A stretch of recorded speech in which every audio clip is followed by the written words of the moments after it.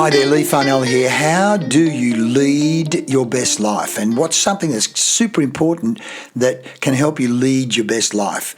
Well, this morning I had an incredible conversation with a guy, Mario. Mario's down the beach every morning.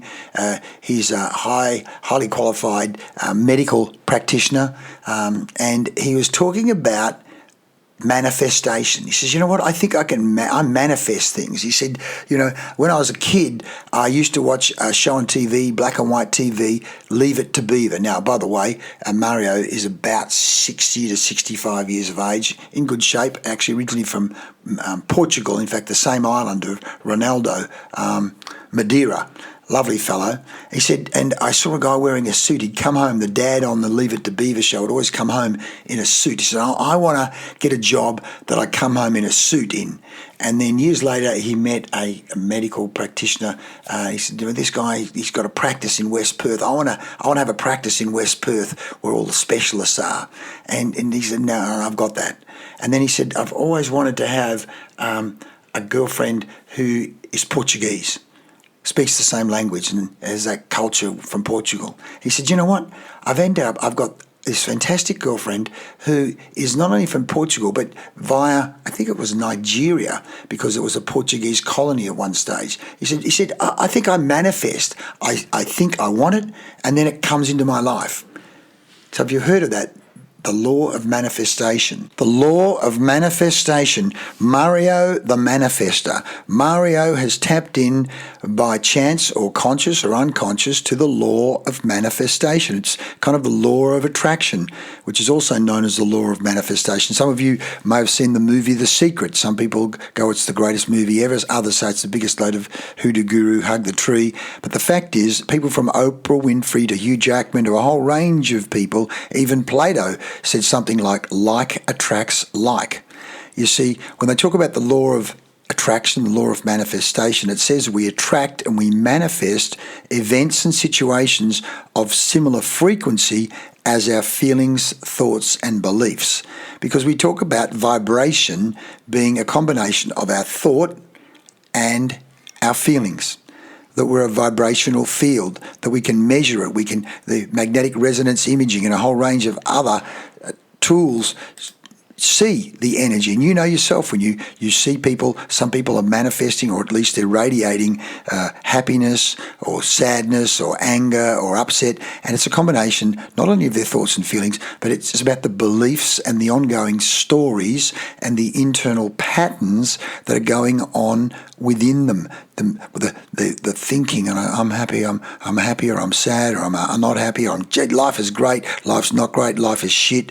It's like, what are you vibrating? I've done a podcast on this just the other day. If we're serious about leading our best life, and for thousands of years people have been talking about manifestation, and Buddha talks about, as we think, so we become. Plato and Socrates and a whole range of them talk about the relationship between our thinking, our beliefs and our stories, and what actually shows up in our life. So I've got to get better at myself. It's like, don't let yourself get down. Surround yourself with people that are positive, and you soak up their energy. Like attracts like.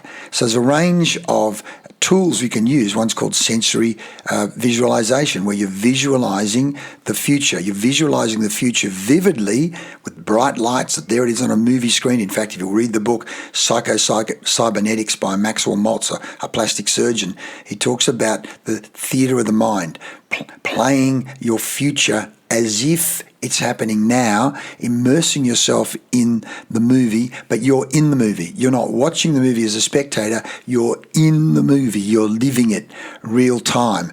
Sensory visualization, vision boards where people are using pictures and inspirational quotes, and you're seeing it visually, immersing yourself in your future today. Working on eliminating self-limiting beliefs. Here's a study from the Journal of Environmental Social Psychology revealed the role of belief perseverance in the way individuals continue to think of themselves and others, bolstering their initial impressions. The way we think. The study concluded that it's difficult to shake off one's initial set of opinions and belief, especially when the underlying assumptions are, even when the underlying assumptions are proven false. The implications are serious. First impressions starts shaping the brain. We talk about pre-framing. Therefore, pre-framing a movie. This movie's crap. When a friend says to you, the movie's wasn't a very good movie, you already set up filters to go, that movie is not so good, versus, this is a great movie. That was a really great movie. I really enjoyed it. And needless to say, the marketing people in movies want as many testimonials as possible because we're pre-framing the person's experience. Just like the wine tasting, if we put an expensive label on a bottle of wine versus tell someone it only costs $3, same wine, you get people with the expensive label saying that was fantastic, and the people who taste the cheap wine go, that was not very good at all, but it was exactly the same wine. We're pre-framing the experience. So we can do that with ourselves as well in terms of my life is great, my life is going to be great, my life is great, I'm so grateful. So we're talking about visualization, eliminating self-limiting beliefs, multi-perspective visualization. Here it is. A study conducted by Brittany M. Christian on 400 participants pointed out the various characteristics of first-person versus third-person visual imagery. It concluded that while first-person visualizations tend to evoke more emotion and hence were more powerful, a third-person vantage point helped participants make more informed and detached observations, enabling better problem solving. Now, this is NLP talking about first position, looking at it from your own point of view. You're in your shoes. Second position, looking at it from the other person's point of view. And third position, being in a helicopter, being able to observe as if you're completely detached. So what you want to be able to do, and the highly skilled person does, is get out of your own point of view and look at it from another person's point of view. Put yourself, what do they say, walk a mile in someone else's moccasins. At the same time, get into a helicopter and look what is actually going on if I was the director of the movie versus the actor in the movie. The director-actor, being able to be both director and actor. Step out and be the director in the helicopter. Step in and be the actor in the movie. You're both the actor and the director and the scriptwriter of your own life, your own movie. Gratitude journaling. A whole range of studies show that an attitude of gratitude results in far more positive life outcomes, a greater sense of happiness, a high degree of satisfaction. So daily writing down not only your goals, but writing down what you're grateful for. That will enhance the power of the manifestations. Manifestation affirmations. We have a whole exercise where we get people to record their goals as affirmations, so they're positive, they're present, and they're personal.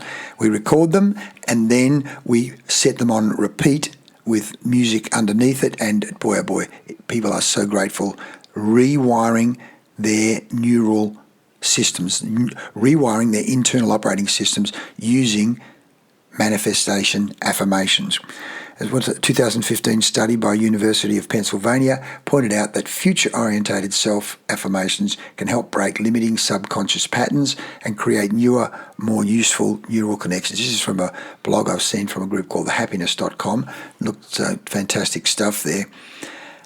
Focus wheel, simple yet effective manifestation to shift your focus from limiting thoughts. So manifestation techniques are essentially practices or daily rituals which can help you achieve your dreams and goals. Certainly Mario says that. I've got another one, another fantastic interview with real estate superstar Mark Anderson talking about a card that he carried around with his goals on, and he'd read them 3, 4, 5 times a day, bringing the goals from the imagined future into the present so that it's a gift.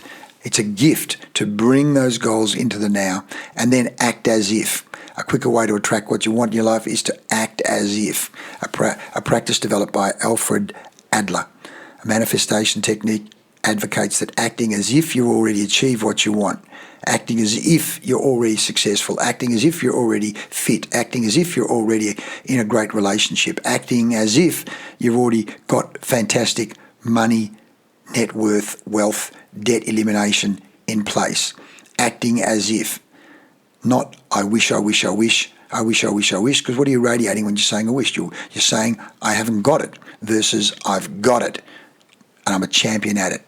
So practice manifestation. Be like Mario the Manifester, Manifestation Mario. That all came out of a conversation this morning with great Mario at the coffee shop after our swim. And he's such a positive guy. Why? Because he works mind and body. He's down the gym every day, just like the rest of us, exercising, getting the serotonin, the dopamine up, hanging out in an ecosystem, but also invoking the law of attraction, invoking the law of manifestation. And you can do exactly the same. It's central to you leading your best life. Want some help with this? Then touch base with us at leefarnell.com. Reach out, even do a free exploratory coaching session or exploratory conversation with me. We can send you the link for that if you want it. In the meantime, lead, not just live, but lead your best life. Life is not a spectator sport. See you soon.